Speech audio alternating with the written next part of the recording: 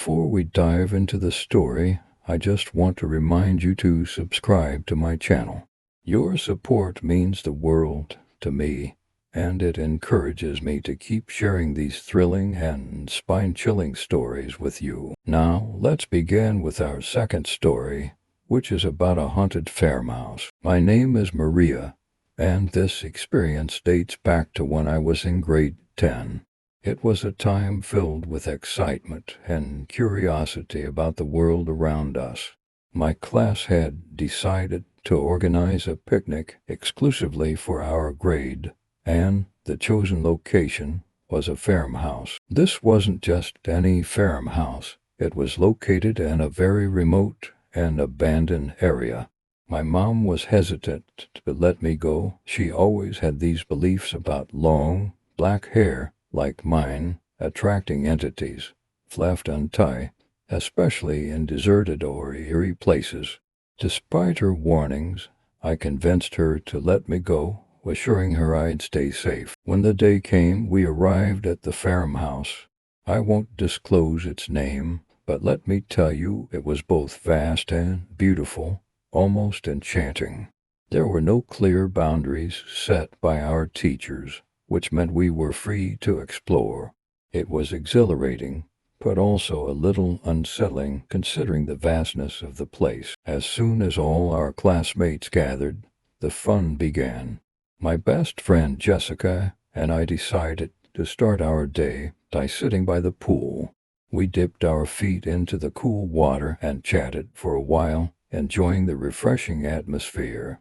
After some time, our curiosity got the better of us, and we decided to explore. The first spot we found was an underground cinema. It was dimly lit and had an eerie charm, but we stayed there for a short while, just enjoying the unique ambience. Once we were done, we headed back to join everyone for lunch. After lunch, Jessica and I felt adventurous again. The farmhouse was enormous, with so many hidden corners waiting to be discovered. This time we stumbled upon a hut perched on a hill, accessible by a long flight of stairs. The hut was covered with branches of trees, giving it a mystical feel. We climbed up and stayed there for over an hour. While we were there, we noticed something strange. The environment felt off, almost like the air had changed, but we couldn't pinpoint what it was.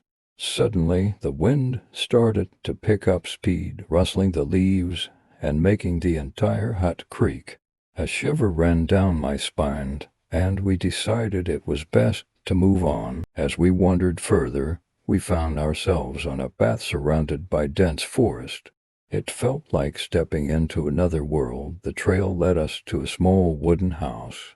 The house was locked with a large rusty padlock, and next to it stood a man with a digging tool. The man wasn't digging, though. It looked like he was pretending to dig, his movements slow and deliberate. What unnerved us the most was his smile, a creepy, unnatural grin that sent chills down our spines. Without speaking to him, we decided to turn at a bend nearby, hoping it was the way back. But, to our shock, we found ourselves standing in front of the same wooden house again, facing the same man with his eerie smile. Confused and scared, we tried another direction, but once more, we ended up at the same spot. It was as if the place was playing tricks on us. Now, fear began to take over. Jessica and I were on the verge of tears, but we decided to give it one last try. This time, when we turned, our teacher appeared out of nowhere and sternly asked what we were doing there. He guided us back to the main area, and when I looked back, the man was gone. From that point on, we didn't dare leave the group again, but Jessica still wanted to try the swings. Reluctantly, I agreed, and we started searching for the swing area. Instead, we found another door leading deeper into the forest. Curiosity got the better of us, and we followed the path, which led to an old, abandoned house. The house was in ruins, with broken furniture scattered around. The windows creaked as though someone was watching us from behind them. Jessica, being braver or perhaps more reckless, insisted we go inside.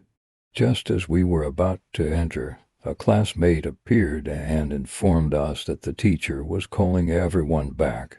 It was time to leave. I was relieved to go home, but little did I know that the farmhouse wasn't ready to let me go.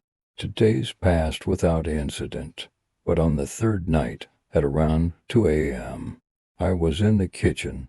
Everyone else was asleep. The kitchen window opened into the entrance corridor. Out of the corner of my eye, I noticed a tall, shadowy figure. It was standing outside the window, turning its head slowly as if watching me. I froze, my heart pounded in my chest. When I finally mustered the courage to turn fully, the figure disappeared.